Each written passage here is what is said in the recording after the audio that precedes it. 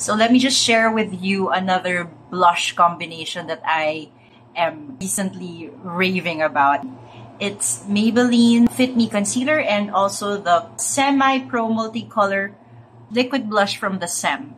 Usually, I have a hard time really using this because this is so pigmented. So we're gonna try to put on concealer so that whenever we put on the blush, it's not going to be like a hard coral pink in there with a tiny dot.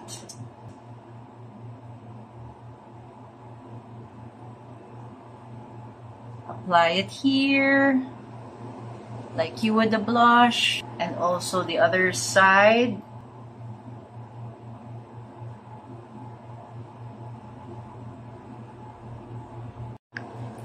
So here it is, guys. What I like about this combination is that the concealer makes it so easy to blend this out. And it creates that nice flushed look that we always go for, right? So see you again next week for another combination. Bye.